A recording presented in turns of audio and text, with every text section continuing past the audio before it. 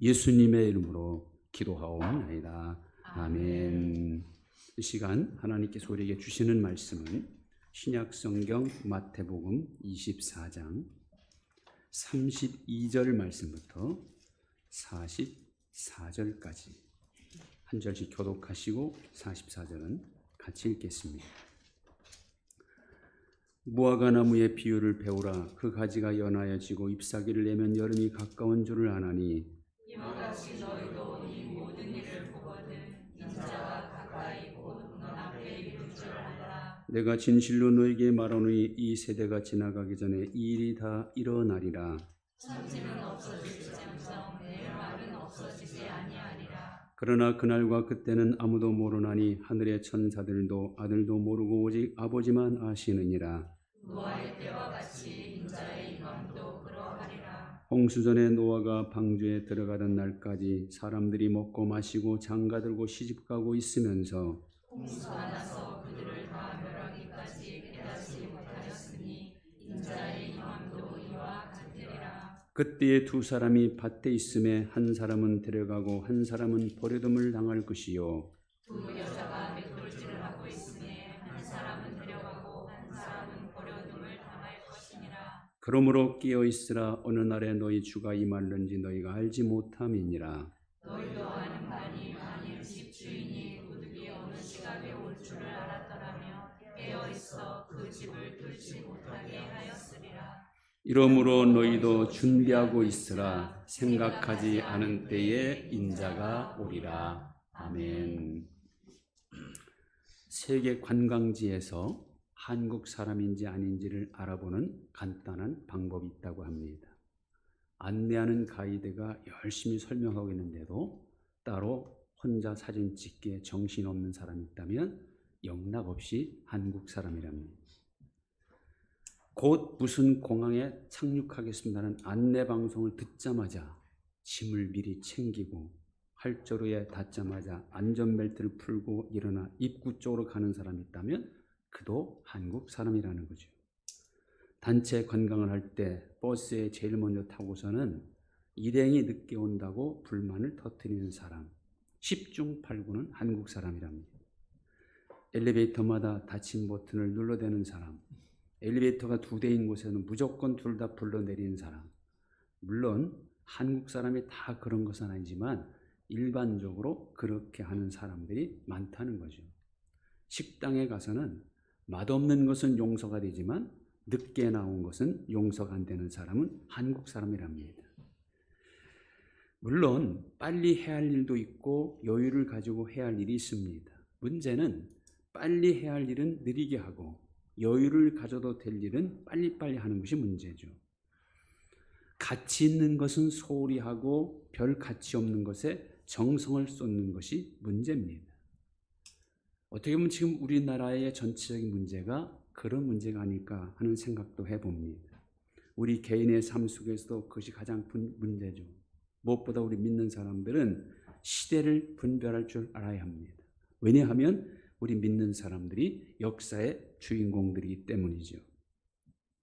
하나님을 진정으로 믿는 사람들에 있어서 가장 중요한 문제는 하나님과 나와의 관계입니다.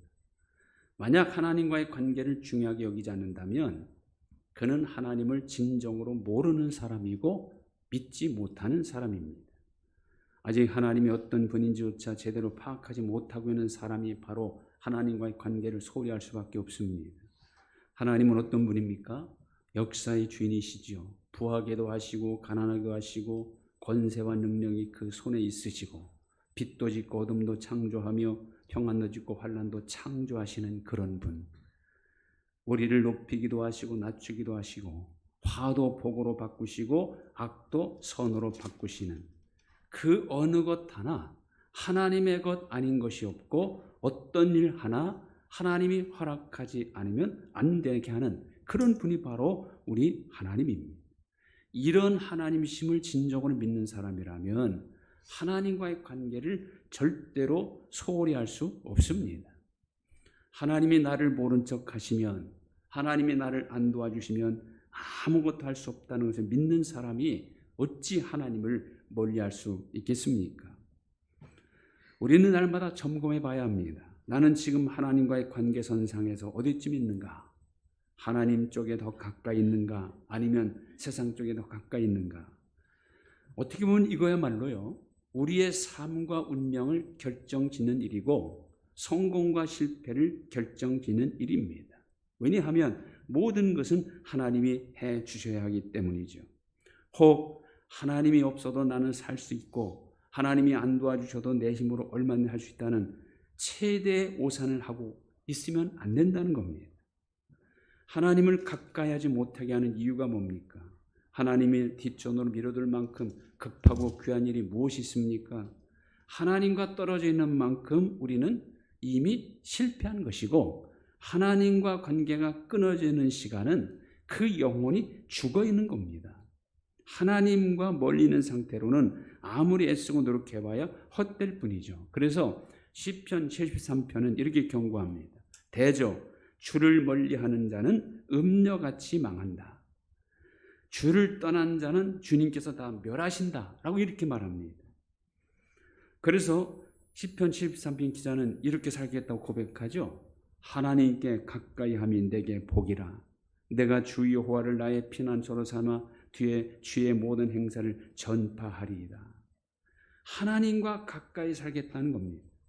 늘 하나님이 하시는 일을 전파하겠다는 겁니다. 그러니까 이건 무슨 의미냐면 항상 하나님 편에서 하나님만 붙잡고 살겠다는 것입니다. 왜냐하면 그것이 복 있는 삶이기 때문이죠. 지금 이 시대는 어떤 시대입니까? 그야말로 죄악이 관영한 시대죠. 죄 없는 곳이 하나도 없을 만큼 죄로 가득 찬 세상. 믿을 것이 하나도 없는 시대. 너무 불안한 시대입니다. 언제 어디서 어떤 일이 일어날지 모릅니다. 그 어떤 불행이 찾아올지 모르는 그런 시대입니다. 도무지 내일 일을 알 수가 없는 그런 시대. 온통 세상 종말의 징조가 여기저기서 나타나고 있는 그런 시대예요. 정말 안심할 수 없는 이런 세상 한가운데 놓여져 있는 것이 바로 우리들이에요. 더욱이 우리 힘과 노력으로 무엇을 할 수 있습니까? 작은 장애물만 만나도 금방 낙심하고 불안하여 어찌할 바를 모르는 연약한 존재가 바로 우리들이 아닙니까? 지금은 하나님을 절대로 멀리할 때가 아니라 하나님의 날개 아래로 들어가야 할 때입니다. 평안하다 안전하다 할 때가 아니라 그 말이에요. 여러분, 암탉이 새끼 병아리들과 한가로이 먹이를 찾다가 공중에 매가 뜨면 새끼들을 전부 자기 날개 아래 모으잖아요. 지금은 한가로이 먹이를 찾을 때가 아니라 하나님의 날개 아래로 들어가야 할 때입니다. 왜냐하면 지금은 위기의 때이기 때문이죠. 세상 흘러가는 대로 살고 있는 불신자들은 이런 시대 속에서 어찌할 바를 몰라 더 당황할 수밖에 없습니다. 역사의 주인이신 하나님, 모든 인생을 결산하는 하나님을 믿는 우리들은 위기의식을 좀 더 확실히 느끼고 하나님께 더 가까이 가는 기회로 삼아야 합니다. 우리는 먼저 지금이 마지막 시대임을 인식해야 합니다.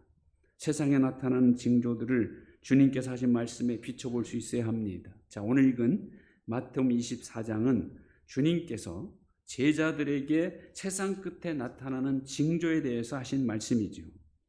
먼저 24장 3절 하반절에 보면 제자들이 이렇게 묻습니다. 어느 때에 이런 일이 있겠사오며 또 주의 임하심과 세상 끝에는 무슨 징조가 있사오리까?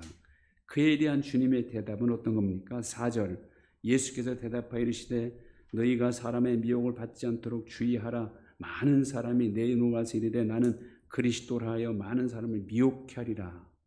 지금이 바로 그런 시대잖아요. 믿는 사람들을 미혹하는 이단과 사이비들이 어느 때보다도 활발하게 활동하고 있습니다. 더욱이 그들은 예수님을 빙자하고 성경을 이용하고 있습니다. 우리와 전혀 다른 모습으로 전혀 다른 것 가지고 미혹하지 않습니다. 아주 유사하게 유혹하잖아요. 오히려 자기들이 성경을 더 깊이 더 잘 아는 것처럼 그렇게 말합니다. 거기에 기성교인들이 미혹을 당하고 있습니다. 7절 민족이 민족을, 나라가 나라를 대적하여 일어나겠고 곳곳에 기근과 지진이 있으니 이 모든 것이 재난의 시작이니라. 지금 이 시대는요, 전쟁의 시대입니다. 무기로 싸우는 전쟁도 일어나고 있지만 지금은 무엇보다 경제 전쟁 시대입니다. 우리가 알지 못하는 무역 전쟁이 얼마나 치열한지 모릅니다. 그로 인하여 가난한 나라는 점점 더 가난해져 굶어 죽는 사람들이 전쟁으로 죽는 사람보다 더 많아지고 있습니다. 한쪽에서는 너무 많이 먹어 살과 전쟁을 치르고 있고 다른 한쪽에서는 양식을 얻기 위한 전쟁을 치르고 있습니다. 전혀 예상할 수 없는 자연재해들이 세계 도처에서 일어나고 있지요. 그것도 대규모의 인명피해를 일으키는 참사로 이어지고 있습니다. 이런 현상들을 어떻게 보고 있습니까? 우리와는 전혀 상관없는 일처럼 생각하고 있는 건 아닙니까?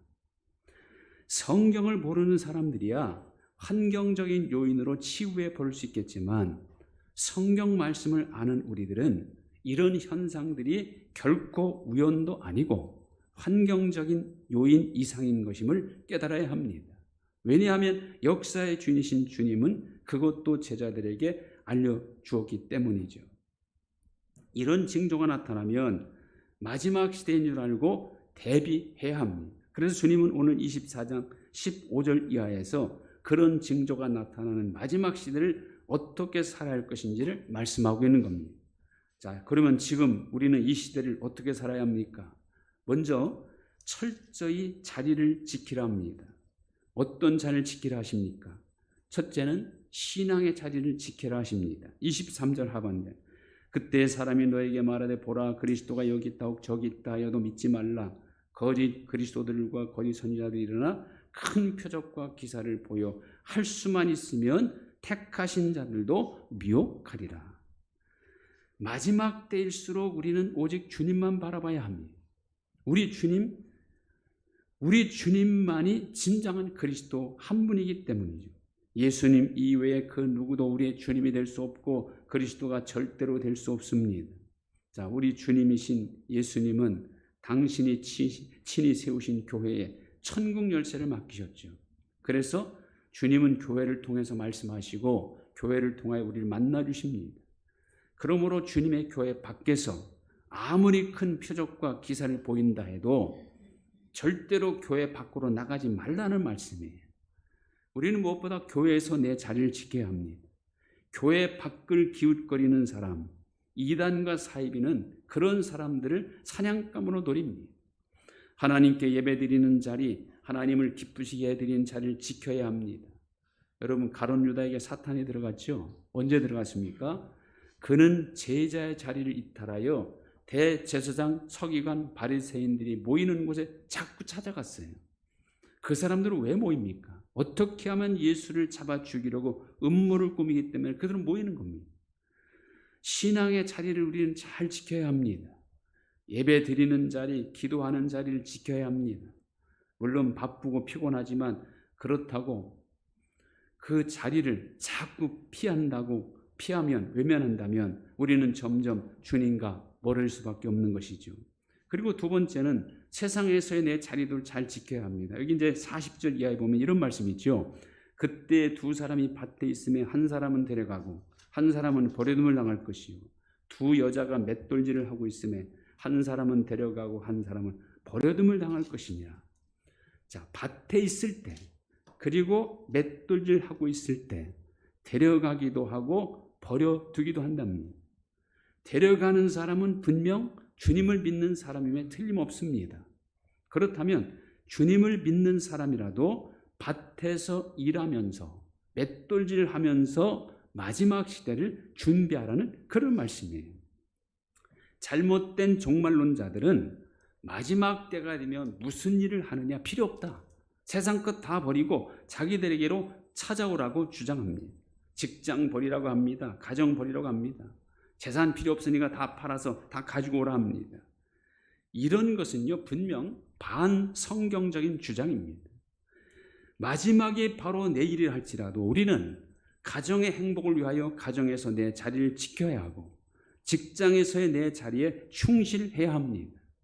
주님은 산속에 들어가 있는 사람, 아무 일도 안 하고 있는 사람을 데려가시는 것이 아니라 밭에서 일하고 있는 사람, 맷돌질하고 있는 사람을 데려가신다는 겁니다.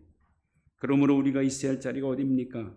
분명히 알아야 할 것은 세상의 자리도 잘 지켜야 되지만 신앙의 자리를 지키는 것이 우선임을 알아야 합니다.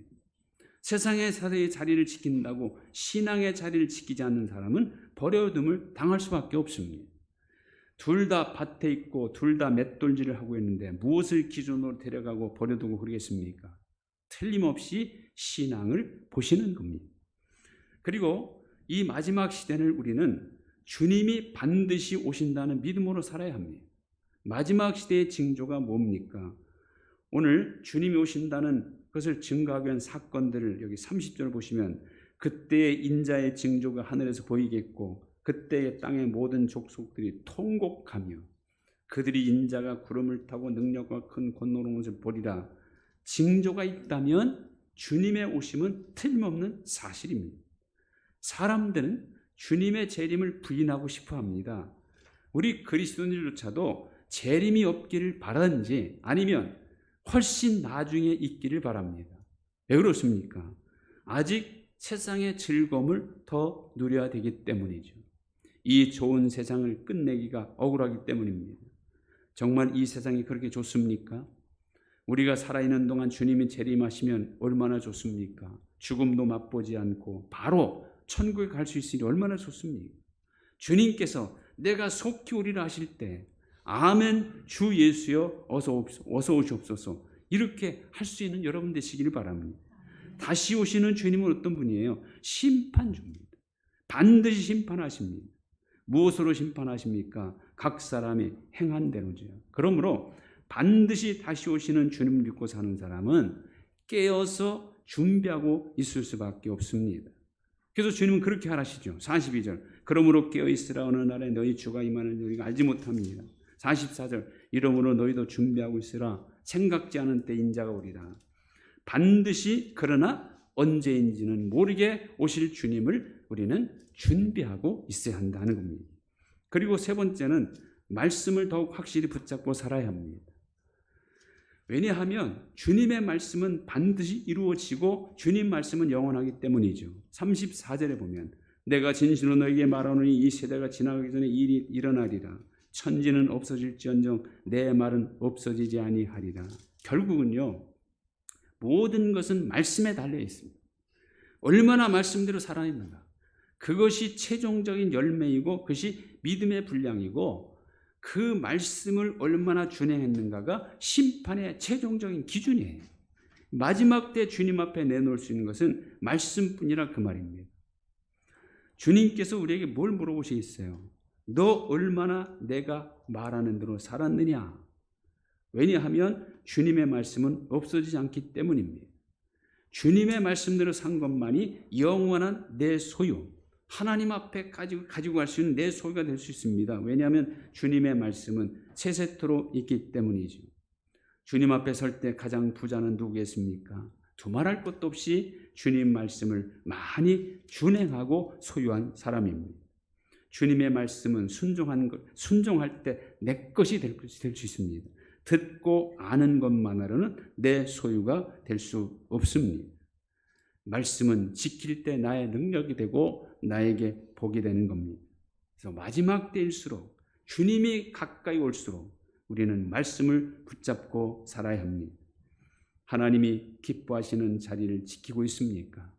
주 예수여 어서 오시옵소서 할 때 우리는 그 마음으로 진심을 바라고 살고 있습니까? 이 시대를 살아가는 진정한 방법이 무엇인지를 잘 분별해서 주님이 언제 오시더라도 부끄럽지 않는 삶을 살아가는 저와 여러분 될 수 있기를 주님의 이름으로 축원드립니다. 하나님 감사합니다. 마지막 시대입니다. 여기저기서 마지막 때 징조가 일어나고 있습니다.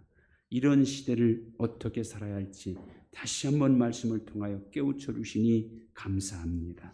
신앙의 자리를 잘 지키게 하시고 또 세상에서 맡겨진 자리를 잘 지키며 살아갈 수 있게 하시고 언제나 말씀 붙잡고 살아가는 저희들 되게 하옵소서. 심판주로 주님이 언제 오신다 할지라도 그 주님 앞에 부끄럽지 않는 삶을 삶으로 살아가는 저희 모두가 되게 하여 주옵소서. 예수님의 이름으로 기도하옵나이다. 아멘. 우리 다 같이 일어나셔서 260